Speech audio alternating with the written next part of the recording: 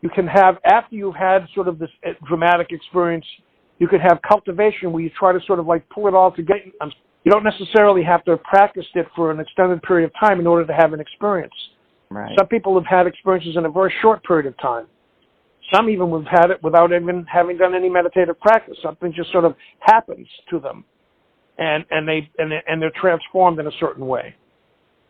So there are different ways in which this all unfolds.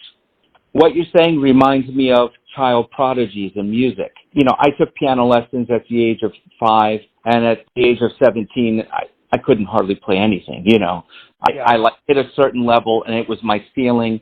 No matter how badly I wanted to be Billy Joel or read more notes, I couldn't play more things. My fingers just couldn't do it. But you have these kids who are 6 years old, and they're playing symphonies on the violin, on the piano.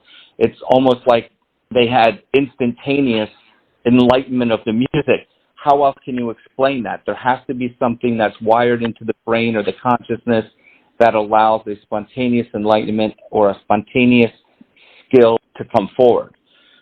So if we look at it that way, that instantaneous. The way in which the experience of meditation unfolds is different in different approaches. The most common approach is what we would call progressive changes in consciousness, that is usually considered, with the majority of meditative traditions that are out there, that it's probably the most common format. But then you have a different phenomenological flavor, which describes the way of sudden enlightenment. There are certain schools of Zen, for example, that emphasize that you can have the spontaneous experience as part of the practice. Then you have variations on the theme of what we call sudden versus gradual enlightenment. You can have, as an example, you can have a sudden enlightenment, a very dramatic experience, and then that's followed by gradual cultivation. So you have this experience, and then you have to kind of work it into your system so that even though you're leading an ordinary life, there's a way in which you have to kind of integrate that in terms of normal pre-enlightenment experiences in terms of as compared to afterwards. And so it takes time to sort of integrate it. You can have sudden enlightenment followed by gradual cultivation.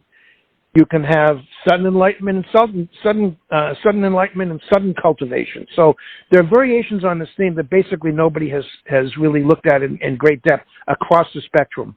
Vipassana was the first tradition that was primarily that was brought over here in terms of information about what was going on in the East, and I think it's one of the most sophisticated and highly developed meditative traditions of any that you could choose that we're aware of at this point in time.